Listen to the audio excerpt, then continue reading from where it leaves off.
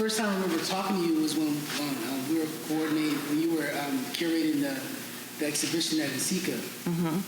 And, you know, one of the things that's really amazing about that experience was, obviously I knew about your work for years, but I think as artists, we're constantly in search of, even what the experience you just spoke about right now, of validation, just because like art is so, I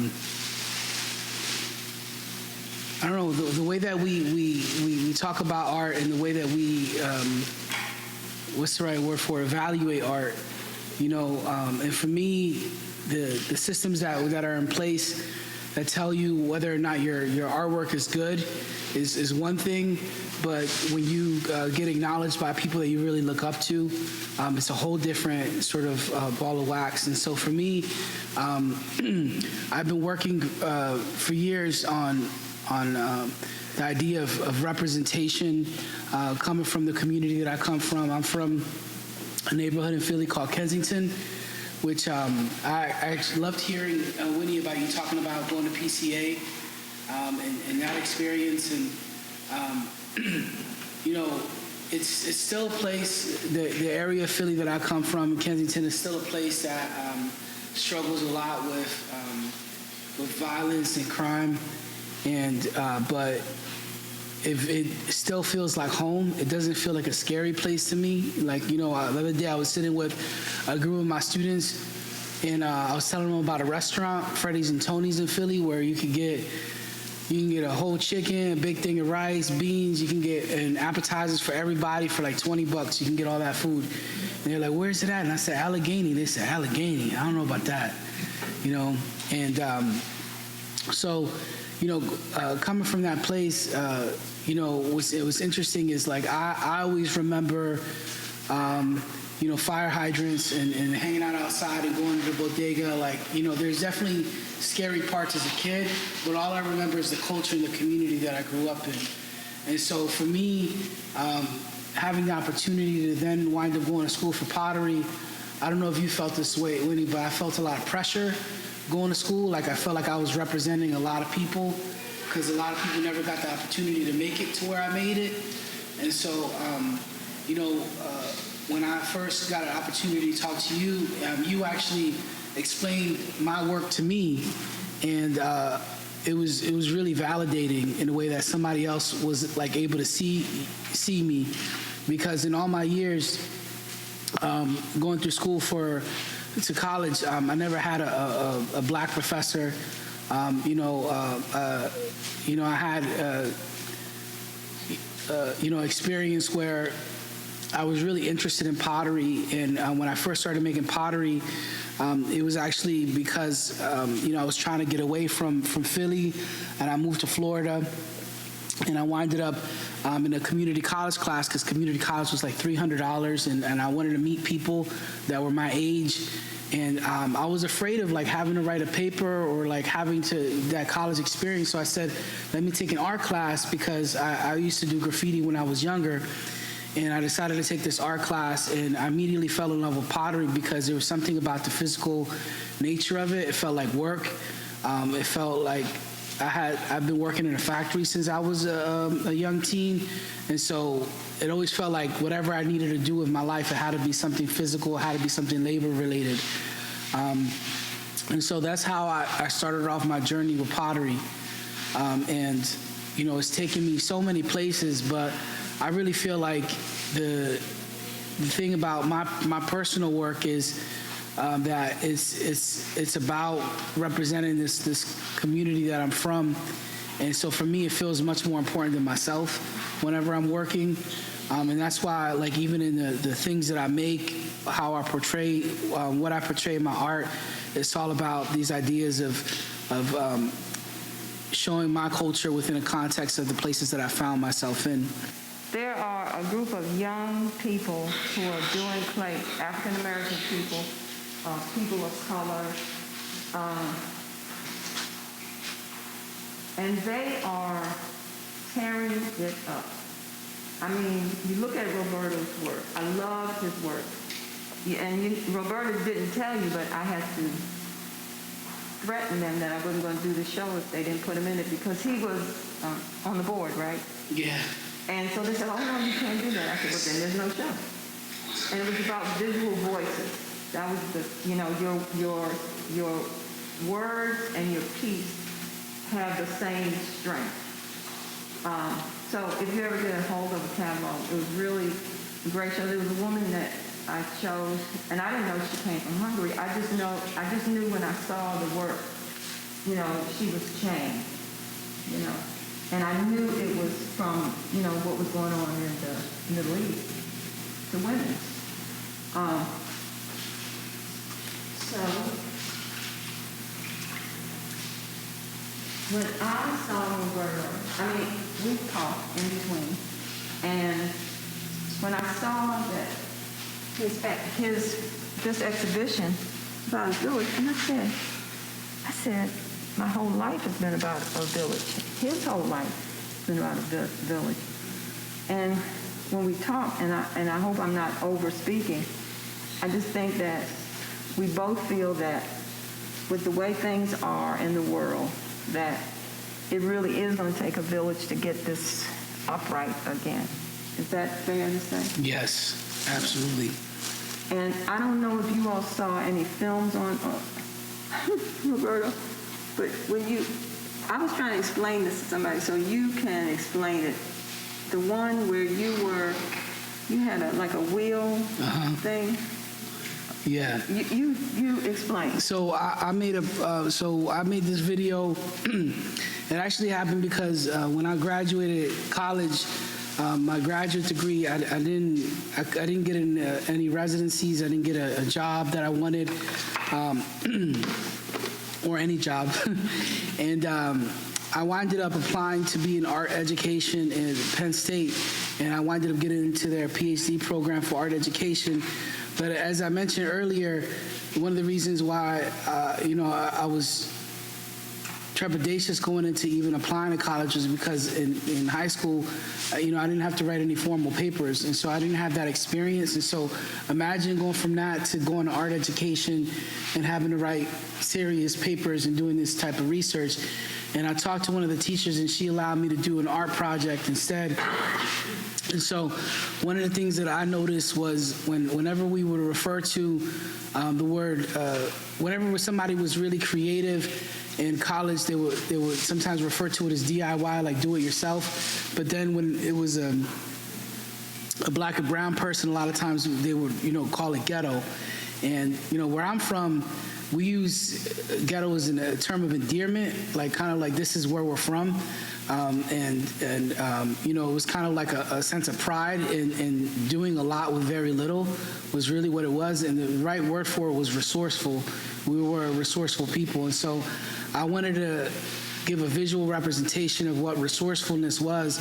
So I went back to one of the abandoned lots from the neighborhood that I grew up in, and I found all these parts from different parts of the town that I was living in, and I made a potter's wheel out of a tire axle and an old tire, and then I proceeded to dig dirt from the ground and sieve out. There was syringes in it and all this debris, and I mixed that with some clay, and then threw a pot on a wheel made out of found parts. And the idea was to sort of give a visual representation of resourcefulness. Because my father, when I was younger, he would do something. I think maybe people have done something similar, which is, you go around to wealthier neighborhoods and you kind of dig through the trash and see what people got. My dad would always take washing machine engines, motors, and he'd turn them into these large food processors that we make pasteles out of. So, a washing machine motor spins at such a high speed that you put a plantain in there and just everything goes splat. So, you could mash 100 plantains in under a couple of minutes. And so I come from a family of people who used to always do that. And y'all probably seen the tire planters in Philly. People would take tires and turn them into planters. And so that's all that is visual representations of resourcefulness. But it's also I think one of the things that's really interesting is like, because of this idea of village, I always think of those places as home, and I think of them as safe places. Like, I'm not really afraid. I actually get more scared going into neighborhoods that are more like suburb or mostly white than I do going into like even a neighborhood that I didn't grow up in, but that's similar to the one I grew up in. And it's because this idea of like, I know the people that live in those places, and I know that there's crime, and I know that there's those things, but I also know that those things are a product of situations, and not of the people themselves, and not that these people are dangerous. It's the systems that exist that make those communities dangerous. And so for me, I love going into those places and getting food. Usually you get the best food. And usually, there's a lot of people in there that are really looking for opportunities to be involved in arts. And so one of the things I did in the last couple of years is I started setting up my pottery wheel on the streets and just teaching people who are interested in throwing pottery how to throw. And what's really interesting is like there's a lot of really great community centers for ceramics and for art in general, like Fleischer Memorial, and that teach people really incredible processes, like some of what you're seeing today, but there's a lot of steps from getting to the point where you have no interest in art or ceramics to getting yourself into a class to then progressing and seeing like where that could take you. And so my idea was like, if you just set up a wheel with no hidden agenda, and see what happens when people start to make. I started to teach people who I just saw dealing drugs, people who were in the community who are known sex workers and children, and just people on their daily walks and their daily routine.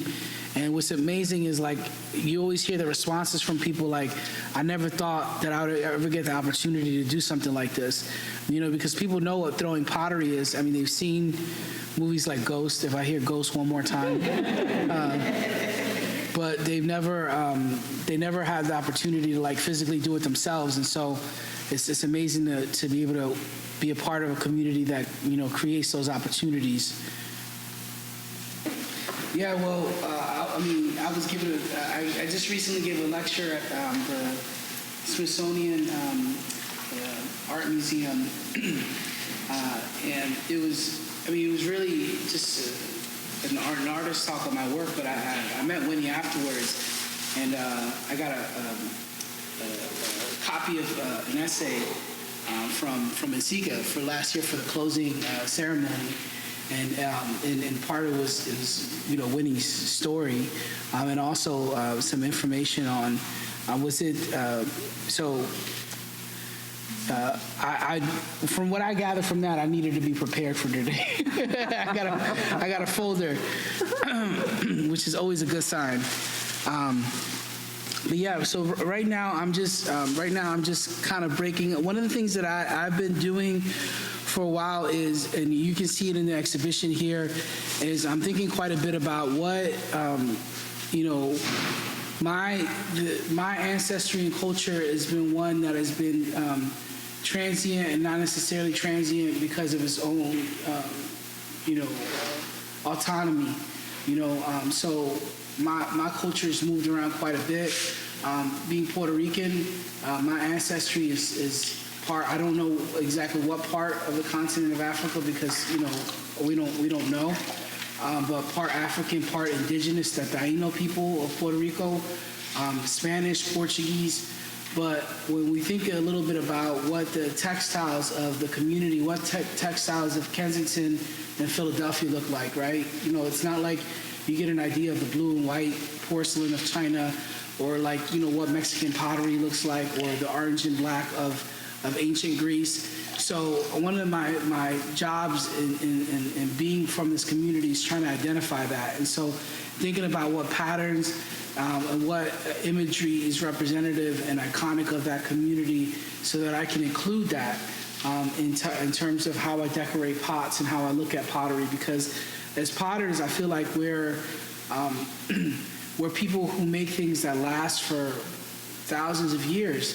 And so the things that we're doing now, people are going to be able to see thousands of years from now, and they're going to be able to recognize what was happening in our culture. That's how we understand how people were eating in ancient Greece, or how wars were fought, what people were in conversation about, what the conflicts were. And so the same is true today. And so when we're making these pots, this is like, there's a lot of, you understand that there's so many people that came before you to be able to provide you with this opportunity. So it seems like a real simple thing to sit down and paint a pot, but it's not. To sit down and make a pot, it's very complicated because you understand that there's a whole village, there's a whole culture of people that came before you. And also, the things that you're doing right now is going to affect those people in the future. Like the fact that we're making pots today, and that there's, I'm introducing it on the streets of Philadelphia. I'm introducing it at the Smithsonian. All these people that are witnessing those things then also become potters themselves, right? And they also go out and they do things. So there's a lot of, I don't know if pressure is the right word, but I think there's a lot of responsibility in what it is that we're doing. So right now, I have the distinct honor of painting a pot by one of my heroes. So I don't really know what I'm doing on it yet, but I know how I normally apply color. And so I'm thinking about how I'm going to do that. I'm definitely going to include some flowers in it. I definitely want to include some patterns that are recognizable in it. And then kind of like think about how to make all these things flow together harmoniously on one pot. So that's one of the challenges, is because I'm not really a color theorist. I kind of like everything that I do, I'm just going off of what I see in front of me and how it looks and how I want it to look. And so that's one of the things that I love about art, is that art adapts to who you are as a person, and like your likes and things that you notice about yourself. So like for me, I don't have a big attention span, but I can sit down and I can paint a pot for hours. And it's because I allow myself to be instinctual with it, and so that's kind of like how I'm working on this pot at the present moment. I just want to say it's been a real honor to spend this time hearing you talk, Winnie, about a lot about your journey and the process, and why you're passionate about what it is that you do. I don't know how often you get told this, but for me, you're one of the most important figures in all of ceramics history. Yes. And all the stuff that you do for our community and culture is just, I can't put it quite into words. So to be able to have the honor to be able to work with you today, it's just been amazing for me. So thank you so much for allowing me to have this opportunity. Any other questions? A lot of my work, what I'm trying to do is I'm trying to reach into where the textiles and fabrics that make up my blood and where I'm from. So both in so from it's not perfect, but from what I understand about my family ancestries, they're from my African ancestries from the Republic of Congo or Zaire, and so and then Portuguese, and then also I'm thinking about where I'm from now, in Philly. So this pattern at the bottom is significant because it's referencing Kuji, which is a designer brand. But when I was younger, this rapper that I really looked up to, Notorious B.I.G., wore a Kuji sweater. And so this is like, I think of sneakers, I think of the shirts, the different patterns that we wore.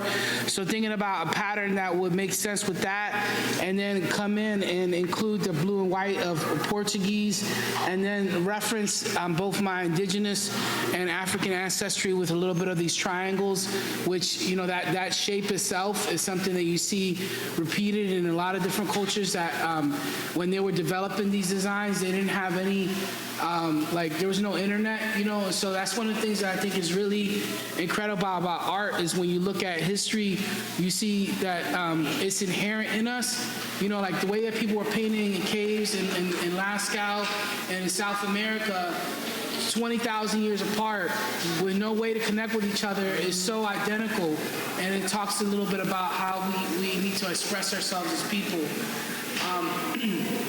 And so that's a little bit about how the pattern, and then if you look at some of the things that I do here, this infinity shape is something we see quite a bit in Asian ceramics, specifically in a lot of Chinese ceramics. It's this particular pattern, and so I'm doing that, but I'm flipping the colors a little bit to be more bright and kind of like representative of textiles that would make more sense with, with indigenous types of decoration.